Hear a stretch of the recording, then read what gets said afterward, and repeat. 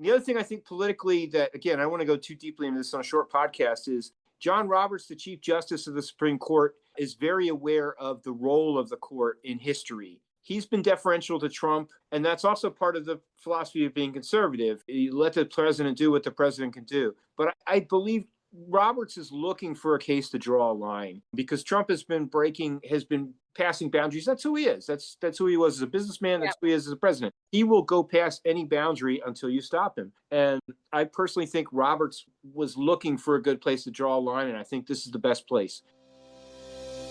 Hello, welcome to Masterclass U.S. Wine Market with me, your host, Juliana Colangelo. This show has been designed to demystify the U.S. market for Italian wineries through interviews with experts in sales and distribution, social media, communications, and so much more. We will quiz each of our esteemed guests in every episode to solidify the lessons that we've learned from the episode. So sharpen your pencils, get out your notebooks, and join us this week to learn more about the U.S. market. Hello, welcome to Masterclass U.S. Wine Market. Today, we're diving back into one of the most pressing and sometimes controversial topics facing our industry today, tariffs. There have been some Supreme Court hearings this past week of November 3rd here in the U.S., so we're rejoined by Blake Gray to catch up on the latest news. As a reminder, Blake Gray is the U.S. editor of WineSearcher.com, a longtime wine writer and contributor to many other great industry publications as well. Blake, thank you for joining us back on the show today. Really appreciate it. Glad to be here. Awesome. So to our listeners today, we're going to focus on the tariffs, and we're excited to learn from Blake about the evolution of the tariffs on imported wine and Italian wine specifically, and what comes next. So our three key takeaways for this conversation today are: number one, what is the status of the tariffs as of today, November 7th, 2025? An explanation on how tariffs are currently impacting the U.S. wine market, imported wine, and Italian wine, and what tariffs mean for the future of Italian wine in the U.S. market in particular. So Blake, let's just dive right in. What's the latest update? What happened this week? Okay, so I am probably going to make the listeners happy, but I've been covering the court case, the lawsuit, which was led by a U.S. wine importer, VOS Selections, against Trump and his tariffs. I think that Trump is going to lose this one in court. I think it's going to be a significant loss for Trump. It will be the first time the Supreme Court has really stood up to him in his second term. We can go as deeply into the politics and the legalities of that as you want, because I didn't anticipate this when I started writing about wine, but I could give you 5-minute background on the philosophies of every Supreme Court justice individually if you want. But in any case, the legal argument for Trump simply isn't that good for these tariffs. It's better for the tariffs. He's got, in my opinion, a better argument for the tariffs on Mexico and Canada and China. His argument for the tariffs against Europe, I simply don't think is going to stand with the Supreme Court. The Constitution gives the U.S. Congress specifically the power to lay and collect taxes. That is what is going to be decided in the court. Is this a tax or is it not a tax? If it is a tax, then Trump can't just willy-nilly go over to Europe and negotiate country by country as he's been doing. The politics of it, a lot of people, especially on the left, like to say that Trump controls the Supreme Court because he said 3 of the 9 judges are his nominees. I think 2 of his 3 nominees are going to go against him on this. And I think his first appointee, arguably the most conservative member of the court, is going to go against him. That's Neil Gorsuch. And the reason is that Gorsuch, when you talk about conservative has a lot of meanings. I would argue, I don't want to get too deeply into this, but Trump's not conservative at all. Gorsuch is a true conservative, and he believes in the Constitution. He believes in the language of the Constitution, and he was making that point very strongly. I've listened to some other court cases. I'm not sure I've ever heard Gorsuch be so aggressive against the administration. So I think not only is he going to vote against it, I think he's possibly going to write the verdict. And the other thing I think politically that, again, I don't want to go too deeply into this on a short podcast, is John Roberts, the Chief Justice of the Supreme Court, is very aware of the role of the court in history. And he's been deferential to Trump. And that's also part of the philosophy of being conservative. You let the president do what the president can do.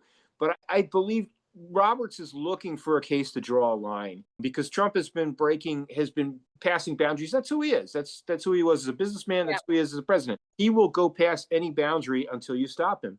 And I personally think Roberts was looking for a good place to draw a line, and I think this is the best place. So I think the tariffs on Europe specifically are going down. I'm not as sure about the ones on China and Canada and Mexico, but I think tariffs on Europe are going down. Now, what that means, now Trump has other means of imposing tariffs, as we remember from his first term, but Hmm. that's going to take a lot longer. He's going to have to go to the U.S. Trade Representative. He'll have to say Europe is being unfair on digital service taxes, which is probably the number one thing. He can still bring back the Airbus dispute, but I think he'll do digital service taxes. And he can say Europe is being unfair on these, and therefore we need to impose tariffs on European products to make up for this unfair treatment by Europe. And I think he can win this case, but let's say he makes this case and wins it. Well, remember from the first term, they'll have to list a specific number amount that the US is losing because Italy has a digital service tax. And then they'll have to come up with a number of products to say, okay, these are the products we're going to tariff to make up for this amount of money. I think there's a very good chance wine will be not part of that group. I think Trump learned this in his first term. The U.S. wine industry and restaurant industry coalesced around the U.S. Wine Trade Alliance. They made the point very strongly that for every $1 worth of Italian wine exported to the U.S. companies make $4.52 because it goes through importers, distributors, Right. either a retailer, also a wholesaler, either a retailer or a restaurant. Trump doesn't care about every business, but he cares about restaurants. So I think to the extent that restaurants can lead this call to leave wine out of it, I think there's a very good chance that it will succeed. So that is my very good news. This is all just Yeah. speculation on my part, but I believe that Trump's tariffs on Italy are going down in total. And I think there's a very good chance that when he tries to reimpose them, he will leave wine out. Well, that is certainly good news. We know it's, and I'll reiterate it, this is speculative for now as we wait for final decisions. But I think, Blake, from everything you said, you're backing up with a lot of clear rationale. Like you said, the Supreme Court is looking for an opportunity to make it an example in a sense. And perhaps we're getting lucky, if you want to put it that way, that this is the case they chose to make an example of. So fingers crossed we get some good news. Do you have any sense of more specifics, including when we might know more, as well as were there any discussion about the amounts and the percentage and how those might change on the tariffs? You know, I have a friend who teaches constitutional law, and I was just talking with him about the timing of this earlier this afternoon, not that long ago. Beginning of my career, I covered courts. And one of the things you do when you're waiting for a jury verdict is you try to guess the length of time that you wait. What does that mean about the verdict? I think the longer we wait, it's better for Trump. And the reason I say that is because of your other question that the US is making something like $20 billion a month from these tariffs. Trump and his attorneys have made a strategic error in that if they argue about this as foreign policy, they'll win. But if they argue about it as revenue raising, that's when there's going to be a constitutional problem and they lose. And that's what they have been arguing. But we're talking about, I want to say 150 billion that they've gotten already. And that's just going up every month. The court discussed this very briefly at the end of the case. And it was just basically asking what will happen if we have to repay that money? It'll be a mess. It didn't go deeply into it. This is why I speculated in my story that I don't think the Supreme Court will address repayment at all because they didn't ask about it. I think they'll strike down the tariffs and send the discussion of repayment to a lower court. And that could take a long, long time. But Okay.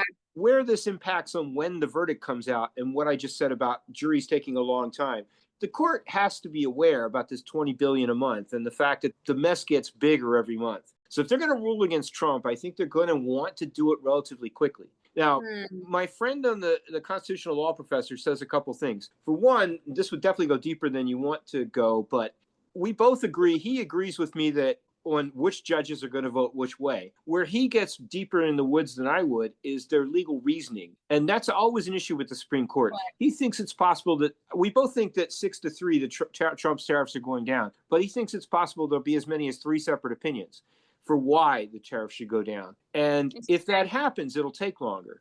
The justices argue back and forth on what the law is, and they try to get each other to sign on. And if you can get one person, if Gorsuch, the conservative justice I mentioned earlier, is able to get all the 3 liberal justices and the 2 other, Barrett and Roberts, the other 2 conservative justices, I think are going to sign on. If he can get all of them to sign on to his opinion, they can get it out quickly. When a similar case like this came up on tariffs in the Reagan administration, and this case was referenced there, the Supreme Court made a ruling in 8 days.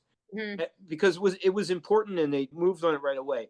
I don't think this court moves that quickly, but I think ruling by the end of the year is very possible. Again, that's just speculation, but the court knows it's important and they know the timing matters. So just speculation. I would not bet against a ruling by the end of the year. Okay.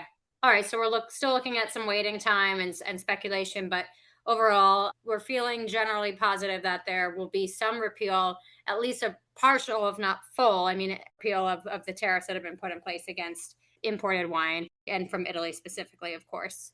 Yeah, Italy still, the Canada, China, Mexico thing's just another segment. Let's not even talk about it today. But Europe, and not just Italy and Europe, but also South America, Australia. So Mm, some of the competitors too.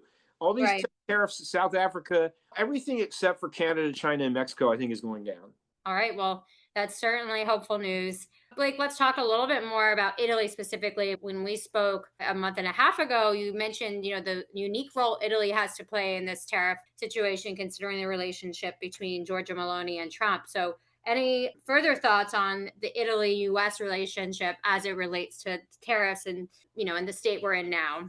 Yeah, EU needs to make Meloni the forefront person for dealing with Trump. They absolutely need to. They need to keep Macron away from him because Trump hates him and will, Trump is just works on personality but he hates Macron. He likes Meloni. The EU needs to make her their spokesperson. And I think she could be very effective. She could be very effective at keeping wine out of a second round of tariffs. Yeah, that's very interesting, and it's something I wonder how strongly in Italy it's being lobbied for or being pushed. I imagine that it's top of mind and very much in the conversation. But I appreciate you coming out and kind of saying that pretty straightforwardly and outright about the position that Italy has to play specifically here with these tariffs. I mean, Trump, we all know it. Trump likes to be flattered. Trump likes to be talked to a certain way. Meloni's got the ability to do that. I think she's better. He has other friends in Europe, notably Hungary's president, but I think Meloni is the best position to take the lead on negotiating with him. Okay, interesting for sure. And curious to see if that evolves, and we'll be keeping an eye on that. I'm curious what you think, Blake, about how the news around the tariffs and how it's impacting the wine industry. Do you think that's trickling out into consumer news and consumer sentiment around wine, or do you think this has been primarily, an industry topic? Of course, you cover this for primarily industry publications, but just curious if you have any thoughts on that. Well, one of the big questions with the tariffs is when are voters going to turn on them? And I don't think consumers aren't talking about wine tariffs in particular, but people are talking about tariffs raising prices. And there's going to be more pressure on Trump. Let's say that his tariffs get shot down. And the timing I'm talking about, just wild guess. Let's say December 15th. The Supreme Court comes out with a decision shooting down tariffs. Is Trump going to come out right before Christmas and say we're going to raise prices on everything? I don't think so. So, I mean, politically, Trump talked about tariffs. No voter should be surprised that he did this because he promised he was going to do it. And we're not economists. Americans don't know. Like, okay, that sounds like a great idea. And now people are seeing what it looks like on store shelves and they're not as happy about it. So, I think that is affecting all consumer spending. I saw something this morning that consumer sentiment is the worst right now that it has been in years. And it's interesting because the economy, the stock market's doing great. Like this S&P 500's had another good year. And of course, wine customers, I mean, I talk about this with the industry analysts all the time, but wine's kind of bifurcated. We're not really selling to working class people anymore anyway, We're not drinking wine. Right, Right? exactly. Yeah. So like wealthy people are doing fine. And so as long as they feel like they're doing fine, then they're going to keep buying wine. So, I think if tariffs come off, even though there will be no actual reduction in prices in the store, I actually think it'll drive consumers will be like, yay, tariffs are off. Let's go buy stuff. Right. It'll change a sentiment. And like you said, Yes. sentiment is a very powerful thing. And I think if we learn anything from the elections that took place, on Tuesday, November 4th of this week in the US, which swung heavily in favor of the Democrat Party, what, I heard and listened to is that a lot of that was because people voted based again on their nervousness around the economy and the cost of goods rising. And they took that out in their vote. And we saw that in the polls. So that certainly what you're saying around consumer sentiment and as it relates to purchase and in wine makes a lot of sense. So hopefully, with some more positive news around the tariffs coming our way, hopefully before the end of the year, we see some momentum for the wine industry just in time for the close of the year and the holidays. We can only hope. That's right. That's right. Yeah. Any other, like, as we look ahead, towards the future, anything else that you'd recommend if you're an importer, an importer of Italian or European wines or other, also South America, Australia, or a winery sitting in Italy that you'd recommend looking at for your business plan over the next 3 to 5 years as we continue to kind of navigate what's happening politically and how it impacts the importation of wine? Well, the thing with the tariffs and the U.S. wine market right now is that a lot of the market is just stalled. People are waiting to see what will happen. I think there'll be an enormous rush to get wine in if tariffs are struck down. So if I were an Italian wine importer or exporter, I'd get some pallets ready. Good point. A lot of people, I was actually talking about this topic for a story I'm working on next week. It's not possible for a company to import a year's worth of wine at a time. And I know a lot of importers brought in a lot of stuff before the tariffs took effect, but they're running out of some of that inventory. The U.S. wine industry has a huge overstock problem right now, but it's not as big an overstock problem with foreign wine. So I know a lot of exporters are nervous because the U.S. companies have just stopped buying their wine. I think this court decision, if it comes down against the tariffs, is going to lead to a quick buying frenzy. And if I were an Italian wine producer, I'd want to be ready for that. Right. Yeah, absolutely. So get your inventory ready and pallets ready in the water and in your warehouses in Italy ready to ship. That's great advice. Blake, anything else as we wrap up that you want to comment on as it relates to tariffs and Italian wine in particular that you've been reporting on this week? Yeah, I don't think expensive wines are probably not going to be that affected. We talked about this before, I think, but if you're willing to spend $50 for wine, you should be willing to spend $55. The people who are nervous are going to be the low-end wine. You should frankly stay nervous because this is just a struggling market. So whether those wines are going for $7 or $8, and it makes a huge difference for consumers, but this market is still going down. It is not yet rebounding. So if I were making lower end wine, honestly, I'd be looking to diversify to other countries. I mean, the U.S. isn't going away as an enormous wine market, and we're still buying a lot of lower end wine, but that's not the growth area. Yeah, that's great advice. I mean, this, like you said, this tariffs news, it's something to think about, and it could lower costs. There's obviously a lot of costs that have been imposed on wineries with the tariffs, but like you said, it's not going to fix that longer term problem around consumption of lower price point wine. So that's definitely a good reminder for all of us listeners and our producers, especially to keep in mind. So I mean, a non-Italian thing, but something for perspective is that California, I estimated last year they didn't pick 30% of the grapes. This year, I was just talking to the head of Allied Grape Growers. He thinks it was higher this year. He thinks they might not have picked as much as 50% of the grapes. Wow. So, that's just we have oversupply. We don't have oversupply of Italian wine, but to the extent that you do compete with California wine, I mean, California is in a discounting phase and they're desperate to sell wine. So that is also an issue. Yeah, absolutely. A lot of domestic competition where there's no threat of tariffs right now. That certainly makes sense. Well, Blake, thank you again so much for joining us on quick notice this week to talk about the current status of the tariffs. Give us an update, give us some perspective, and share all your insights from all the great reporting and work you do. So we really appreciate you being here. My pleasure. Thanks for having me. All right. I'll talk to you later, Blake. Thanks, and have a great trip. Thank you. Okay. Bye. Thank you for joining me today. Stay tuned each week for new episodes of Masterclass US Wine Market with me, Juliana Colangelo. And remember, if you've enjoyed today's show, hit the like and follow buttons wherever you get your podcasts.